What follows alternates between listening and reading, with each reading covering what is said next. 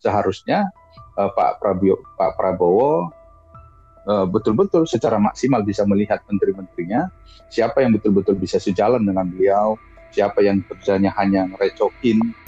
Pak Raja Julianto ini juga dicopot sebagai Menteri Kehutanan. Saya meminta kepada siapapun itu, termasuk pemerintahan Pak Prabowo dan juga Pak Prabowo sendiri, jangan terlalu banyak omon-omon.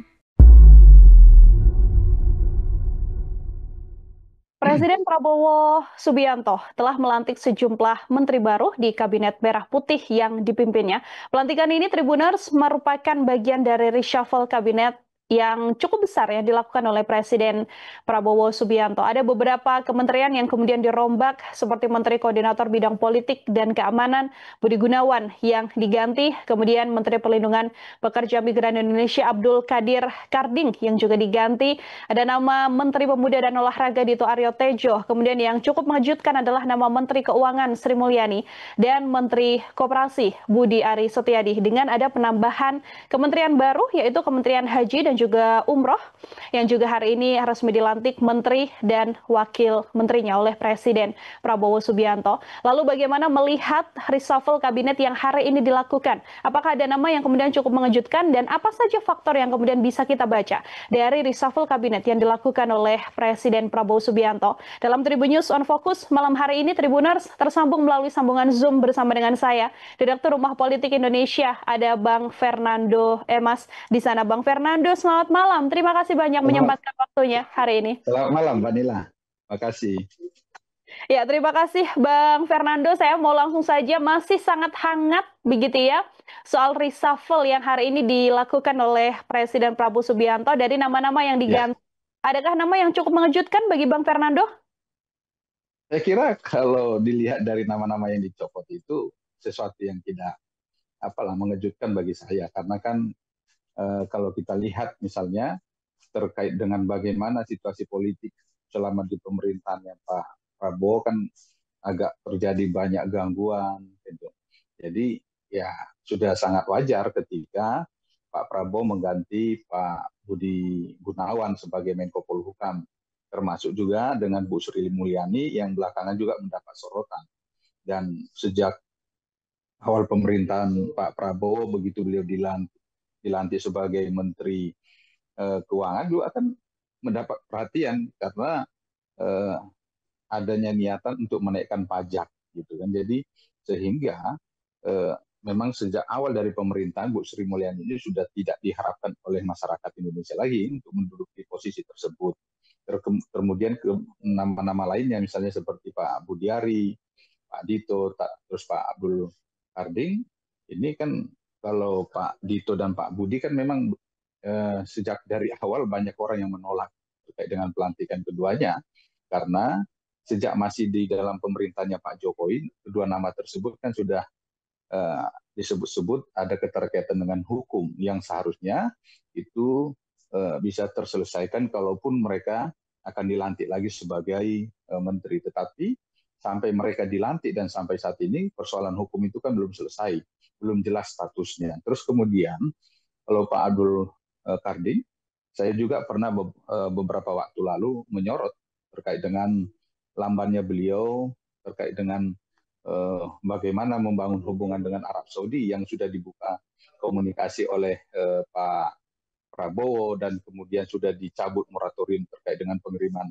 TKI dan beliau agak lambat untuk melakukan tindak lanjut tersebut terus terkait dengan permintaan dari anggota DPR juga pada saat itu supaya Pak Abdul Kadir juga bisa menindaklanjutin. Dan terakhir kita dihebohkan dengan beredarnya foto beliau bermain domino dengan Pak Pak Menteri Kehutanan Raja Julianto dengan salah satu tersangka kasus pembalakan liar. Dan ini kan sebenarnya sesuatu yang bagi kita bukan cukup, tidak cukup hanya 5 ini saja, tetapi ada beberapa nama yang selama ini kita anggap belum memberikan kerja maksimal untuk pemerintahan Pak Prabowo Subianto.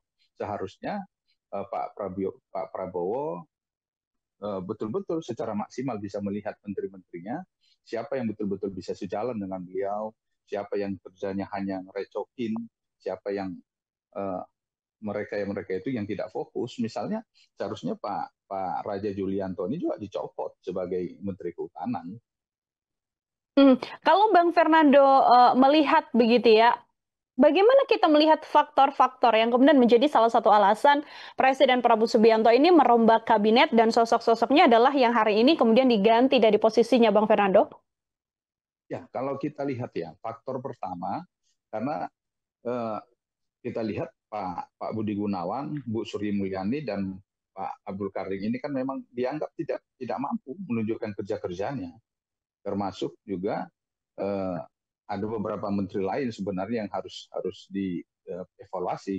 Terus kemudian kalau kita berbicara dengan Pak Budiari dengan Abdul Karim ini sebenarnya bukan Pak Abdul Karim, Pak Dito, ini kan sesuatu persoalan yang lama sebenarnya, yang seharusnya sudah selesai, ataupun kalaupun mereka ingin angkat kembali menjadi menteri, seharusnya dituntaskan dulu persoalan hukum itu. Gitu. Jadi eh, selain itu terkait dengan situasi politik juga, situasi politik yang mendesak, karena beberapa waktu lalu kita bisa melihat secara bersama-sama bagaimana situasi politik kita sempat memanas dan terjadi beberapa kali unjuk rasa dan juga kerusuhan di beberapa tempat gitu ya. Jadi ini menjadi sesuatu momentum bagi Pak Prabowo untuk melakukan reshuffle. Jadi saya kira memang waktu yang tepat bagi Pak Prabowo untuk segera melakukan reshuffle supaya apa?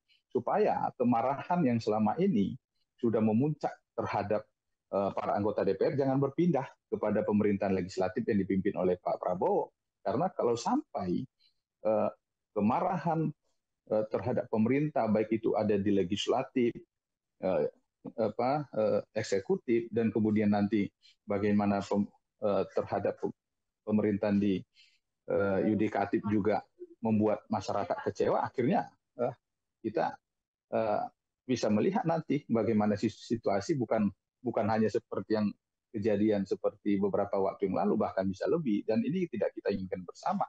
Makanya sangat bersyukur sekali Pak Prabowo Subianto bisa segera melakukan mengambil tindakan, melakukan langkah-langkah cepat dengan melakukan reshuffle sesuai dengan aspirasi yang diberikan oleh masyarakat. Saya kira Pak Prabowo juga mendengarkan apa yang disuarakan oleh masyarakat Indonesia sehingga dilakukan reshuffle dan pencopotan beberapa menteri, yaitu 5 menteri tadi.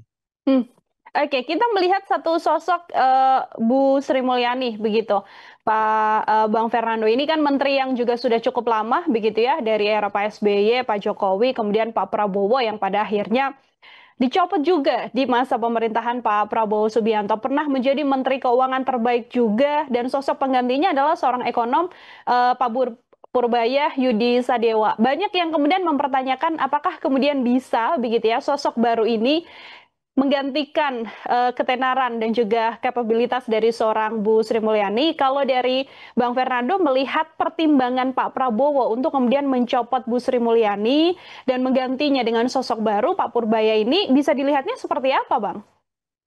Ya, pertama kalau kita lihat sebenarnya sudah ada kejenuhan dari masyarakat, dari para investor, dari para pelaku ekonomi terkait dengan kepemimpinan Bu Sri Mulyani di Kementerian Keuangan. Karena kita lihat tidak ada suatu terobosan-terobosan baru di Kementerian Keuangan yang dilakukan oleh Bu Sri Mulyani. Jadi sebenarnya sudah sejak dari awal Bu Sri Mulyani itu jangan lagi diangkat menjadi Menteri Keuangan, tetapi diangkatlah ekonomi-ekonomi yang memang itu dianggap mumpuni dan mampu memperbaiki situasi ekonomi kita. Karena sejak awal tahun kemarin kan kita lihat bagaimana defisit anggaran kita. Ini kan berarti pengalaman yang selama ini sudah diemban oleh Bu Sri Mulyani sejak dari Pak SBY, Pak Jokowi, ternyata itu tidak cukup. Tetapi perlu ekonomi-ekonomi yang betul-betul bisa memahami dan bisa mengetahui apa sih yang bisa dilakukan sebagai terobosan-terobosan untuk memperbaiki ekonomi kita ke depannya. Jadi bagaimana jangan hanya memperkuat ekonomi makro, tetapi mikro dan usaha kecil menengah ini harus betul-betul bisa diperhatikan, karena kalau kita lihat apalagi pengalaman di waktu COVID, dan itu berdasarkan data dan informasi yang didapatkan bahwa ternyata penopang ekonomi kita bisa bertahan itu karena para pelaku ekonomi kecil menengah. Jadi seharusnya kan bagaimana Menteri Keuangan itu tidak berfokus kepada memberikan sesuatu terobosan ataupun fasilitas-fasilitas kepada para pengusaha-pengusaha yang sifatnya makro besar, tetapi juga yang harus mikro ke usaha kecil menengah ini diperhatikan supaya apa? Supaya ekonomi kita itu semakin baik ke depannya. Kalau kita lihatlah beberapa negara yang sudah maju yang kuat secara ekonomi, misalnya China, itu kan usaha-usaha kecilnya yang diperkuat. Jadi kita berharap untuk Menteri Ekonomi yang baru ini akan memberikan terobosan-terobosan yang baru supaya bagaimana pemerintahan Pak Prabowo ini bisa meningkatkan ekonomi kita ke depannya, pendapatan dan juga menciptakan lapangan pekerjaan supaya kalau beberapa waktu belakangan ini kita mendengarkan ada PHK dan kemudian ke depan kita akan bisa mendengarkan dan masyarakat akan bisa merasakan bagaimana terjadinya penciptaan lowongan-lowongan kerja untuk mereka-mereka yang pernah ter-PHK ataupun yang belum mendapatkan pekerjaan selama ini. Oke, jadi meskipun memang sudah cukup lama menjadi Menteri Keuangan begitu ya, ternyata di masa kepemimpinan sekarang tidak cukup hanya sekedar pengalaman saja ya, Bang Fernando ya, tapi karena memang adanya percepatan yang diharapkan oleh Presiden Prabowo dalam sisi ekonomi, sehingga membuat ada asa yang kemudian dibuat sekarang kepada sosok Menteri yang baru, yaitu Pak Purbaya yang nantinya akan menjabat sebagai Menteri Keuangan.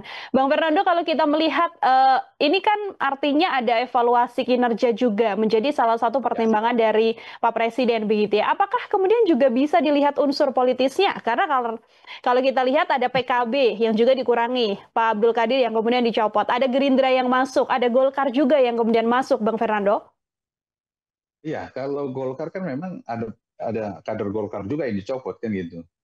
Jadi Menteri Olahraga, sementara Menteri PM Perlindungan Pekerja Migran itu kan dari PKB Ya. walaupun menurut informasinya itu bukan direkomendasikan dari PKB, itu hanya beliau memang saat ini merupakan kader PKB, tetapi untuk yang mendorong beliau menjadi menteri itu bukan PKB.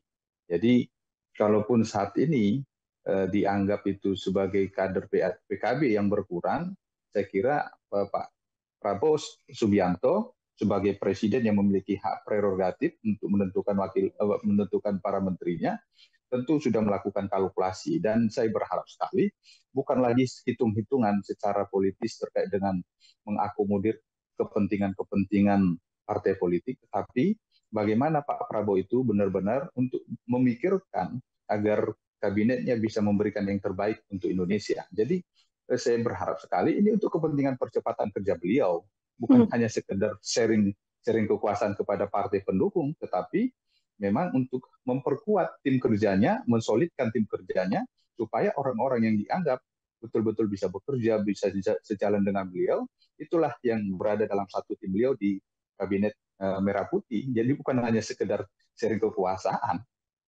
Oke, karena sudah cukup 1 tahun ya, Bang Fernando ya, untuk kemudian mengisi ke jabatan-jabatan teknokrat, jabatan-jabatan yang memang sudah sesuai dengan tupoksinya untuk digantikan oleh sosok yang mungkin lebih cepat dan juga tepat dalam reshuffle kali ini.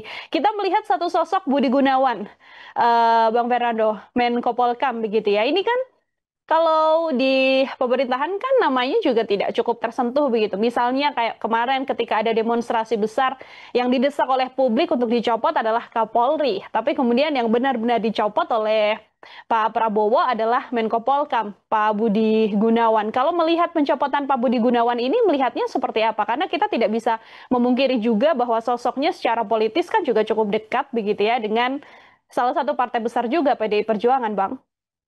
Iya, iya. Kalau kita lihat ya, kalau ini misalnya sebuah paduan suara, itu konduktornya ataupun dirijennya itu adalah Pak Budi Gunawan dalam hal bidang politik.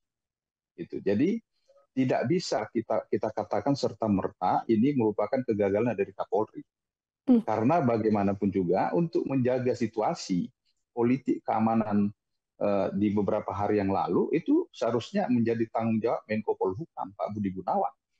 Bagaimana beliau bisa memanfaatkan informasi yang diberikan oleh intelijen, apakah itu oleh BIN, BAIS ataupun Intelkam di kepolisian, dan ini dikelola untuk ditindaklanjutin oleh aparat penegak hukum, aparat keamanan, dan yang lain-lainnya. Tentu ini kan di bawah koordinasi beliau sebagai Menko Menteri Politik Hukum dan Menteri Politik dan Keamanan gitu. Ya, Jadi Menko Polkam. tidak Menko Polkam. Jadi nggak bisa serta merta disalahkan kepada Kapolri. Justru kita harus melihat bagaimana kemampuan dari Pak Budi Gunawan melihat situasi kemarin dan bisa memanfaatkan institusi, lembaga, kementerian yang ada di bawah kementerian beliau untuk menjaga situasi. Jadi kalau mau disalahkan institusi per institusi, ya berarti bukan hanya Kapolri, termasuk BIN, termasuk BAIS, dan ada beberapa lembaga lainnya yang tentunya dianggap gagal. Tetapi kalau mau dicopot semua kan Pak Prabowo akan sangat perlu betul-betul mengulang dari awal terkait dengan bidang politik keamanan ini, karena kalau diganti semua, tetapi yang cara strategi Pak Prabowo, pucuk pimpinannya dulu diselesaikan, dibereskan, dilakukan evaluasi supaya apa? Supaya ketika pucuk pimpinan ini sudah mampu menjalankan tugasnya, kalau yang di bawah tidak mampu, baru mereka yang diganti. Tetapi ini kan kita lihat memang di pucuk pimpinan di bidang politik Polhukamnya ini yang gagal, makanya wajar itu yang diganti. Itulah kemudian mengapa kemarin yang muncul di publik ketika gaduh adalah Menteri Pertahanan langsung ya, Bang Fernando ya. Dan yang muncul kami juga terima informasi yang sampai sekarang memang belum terkonfirmasi, sementara yang akan mengisi jabatan Menko Polkam juga dirangkap oleh Pak Safri yang sekarang Menteri Pertahanan, Bang.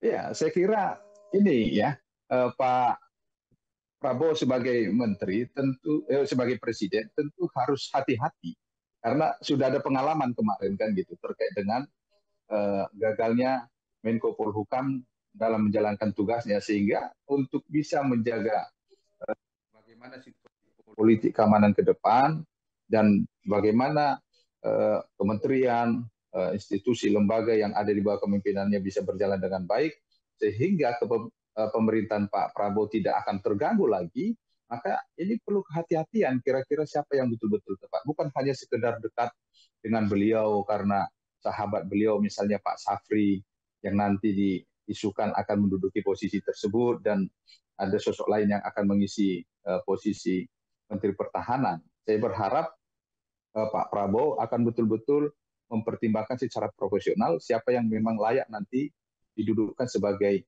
Menko Polhukam.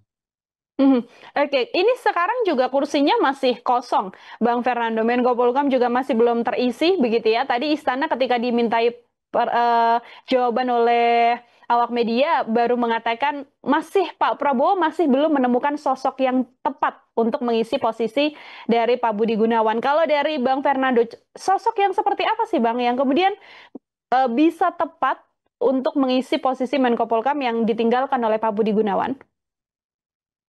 Saya kira bukan hanya tentara yang menjadi background beliau untuk bisa diangkat menjadi Menko Polhukam. Misalnya kalau kita belajar Pak Mahfud MD pada pemerintahnya Pak Jokowi di periode kedua, ternyata beliau walaupun sipil bisa menjalankan tugasnya sebagai Menko Polhukam kan gitu. Jadi saya berharap sekali Pak Prabowo akan mengangkat tidak harus dari berlatar belakang militer, polisi, tetapi sipil yang memiliki kemampuan, ya apa salahnya gitu. Karena sudah beberapa kali kan diangkat untuk menduduki posisi Menko Polhukam atau waktu itu Menko Polhukam, tetapi walaupun mereka dari sipil, mereka bisa menjalankan tugasnya. Gitu. Jadi saya berharap Pak Prabowo bisa menerima masukan-masukan dari berbagai pihak, tidak hanya dari orang-orang yang selama ini memberikan masukan hanya segelintir orang, tetapi bisa mencari beberapa referensi terkait dengan siapa yang tepat untuk menduduki posisi tersebut, supaya apa? Supaya pemerintahan Pak Prabowo ini bisa betul-betul secara politik keamanan itu dijalankan, dijaga dengan baik supaya pemerintahan Pak Prabowo bisa berjalan dengan baik tanpa ada gangguan dari situasi yang tidak baik karena ketidakmampuan dari para pembantunya untuk bisa mendeteksi secara dini, mengantisipasi, terus menyelesaikan persoalan-persoalan keamanan. Jadi di sini dibutuhkan kemampuan, bukan hanya kemampuan militer, tapi betul-betul dia bisa mengkoordinir tim yang ada di bawahnya. Atau malah bisa Prof. Mahfud lagi, Bang Fernando. Menurut Anda? Sangat mungkin bisa aja beliau diminta kembali untuk mengisi posisi tersebut. Karena kalau kita lihat dari kemampuan beliau kan gitu. Jadi itu tergantung Pak Prabowo lah sebagai presiden yang memiliki hak prerogatif kan gitu. Selain Pak Prof Mahfud kan bisa aja ada nama-nama lain, misalnya Prof Yusril kan gitu. Walaupun beliau memang ahli secara tata negara, tetapi kan beliau memiliki kemampuan yang lebih leluasa lah dalam bisa memahami, menganalisis segala sesuatu untuk bisa dijalankan dan bisa dimanfaatkan segala informasi untuk kepentingan pemerintahan Pak Prabowo ke depannya. Jadi siapapun nanti kita harapkan orang-orang yang betul mampu untuk menjalankan tugas tersebut. Oke, kita masih menunggu ini ya, masih ada 2 kursi yang kosong, yaitu Menpora belum terkonfirmasi Ya. sosoknya, kemudian Menko Polhukam juga masih dicari sosok yang tepat oleh Presiden Prabowo Subianto. Kalau kita melihat hari ini reshuffle yang kemudian dilakukan oleh Pak Presiden, apakah kemudian ada pesan juga yang ingin disampaikan begitu ya oleh Presiden Prabowo Subianto? Karena ini beberapa nama yang di reshuffle adalah nama-nama yang juga sudah diminta oleh publik begitu, Bang Fernando. Ya. Ini sebenarnya Pak Prabowo ingin menegaskan apa pernyataan beliau kemarin, bahwa beliau betul-betul ada bersama rakyat. Jadi kalau kita lihat di sini kan memang yang dicopot itu memang aspirasi rakyat, aspirasi dari masyarakatnya. Sehingga menjadi pesan bagi anggota kabinetnya untuk lebih fokus lagi bekerja, untuk lebih solid lagi, untuk bisa menyatukan visi-visi mereka itu dengan visi-visi presiden. Harus bisa menjalankan apa yang diarahkan oleh presiden. Program-program presiden. Jangan menjalankan tugas untuk kepentingan mereka sendiri, visi-misi mereka sendiri, ada agenda-agenda sendiri. Karena begitu masyarakat bersuara, Pak Prabowo akan mendengarkan. Jadi harus berhati-hati. Karena Pak Prabowo walaupun dianggap dekat selama ini memang dianggap dibutuhkan sekali, tetapi begitu permintaan masyarakat, begitu permintaan rakyat, ternyata Pak Prabowo begitu mendengarkan dan menuruti apa yang dimaui, apa yang diinginkan oleh masyarakat. Oke, terakhir dari saya, Bang Fernando, dengan reshuffle yang kemudian saat ini berlangsung begitu ya, ini kan juga menjadi salah satu pesan juga, karena banyak menteri yang kemudian berstatement, kemudian viral, membuat kontroversi dan sebagainya begitu ya. Ke depan, Ya. apa yang sedianya mungkin bisa menjadi pembelajaran dengan situasi yang ada sekarang, sempat bentrok ricuh besar juga agar ya pemerintahan ke depan berjalan dengan smooth, berjalan dengan lancar, aman, dan tanpa ada kontroversi yang terjadi kembali? Ya, coba meminjam kata-kata yang diviralkan oleh Pak Prabowo sendiri. Saya meminta kepada siapapun itu, termasuk pemerintahan Pak Prabowo dan juga Pak Prabowo sendiri, jangan terlalu banyak omon-omon, tetapi perbanyaklah bekerja. Karena masyarakat itu tidak butuh sesuatu ucapan, tidak butuh untuk didengar telinga, tetapi mereka, masyarakat butuh menggunakan mata melihat hasil kerja-kerja mereka. Secara nyata apa yang dilakukan untuk kepentingan masyarakat, bangsa, dan negara. Bukan juga hanya untuk kepentingan kelompok mereka, tetapi harus untuk kepentingan bangsa dan negara, untuk seluruh rakyat Indonesia. Supaya masyarakat Indonesia bisa merasakan hasil kerja pemerintahan ini bukan hanya sekedar janji ketika masa kampanye, tetapi masyarakat bisa merasakan kerja, realisasi dari apa yang dijanjikan bisa diwujud nyatakan di dalam pemerintahan Pak Prabowo, hingga masyarakat itu betul-betul puas dan betul-betul bisa menikmati janji-janji yang terrealisasi dan bisa dinikmati untuk kepentingan masyarakat Indonesia, untuk kepentingan negara kita, supaya jangan hanya cita-cita saja Indonesia emas di 2045, tetapi secara bertahap, secara berkesinambungan dikerjakan oleh pemerintahan-pemerintahan nanti setelah Pak Prabowo dan pemerintahan selanjutnya bisa dikerjakan supaya apa yang kita cita-citakan, impikan bersama itu bisa terwujud. Itu juga menjadi harapan besar ya bagi kita semua, yang pasti ini juga menjadi PR juga bagi para menteri yang hari ini kemudian dilantik ya, Bang Fernando ya, untuk bekerja keras, untuk kemudian membuktikan bahwa jabatan yang sudah diberikan oleh Pak Prabowo ini bisa dimaksimalkan dengan kerja nyata dan juga kerja yang tepat dan juga cepat seperti itu. Bang Fernando luar biasa sekali. Terima kasih banyak untuk kesempatannya berdiskusi dalam program Tribunnews on Focus malam hari ini. Semoga di lain kesempatan ada waktu kembali untuk berdiskusi. Selamat malam, selamat beraktivitas kembali. Salam sehat, Bang Fernando. Baik, makasih. Selamat malam, salam sehat. Ya, Tribuners, demikian obrolan saya bersama dengan Direktur Rumah Politik Indonesia, Bang Fernando Emas dalam Tribunnews on Focus malam hari ini. Nantikan obrolan saya dengan sejumlah narasumber lain dan tema-tema lain hanya dalam program Tribunnews on Focus. Saya Nila Irdah, pamit undur diri. Terima kasih banyak dan sampai jumpa. Download Tribun X sekarang. Menghadirkan lokal menjadi Indonesia.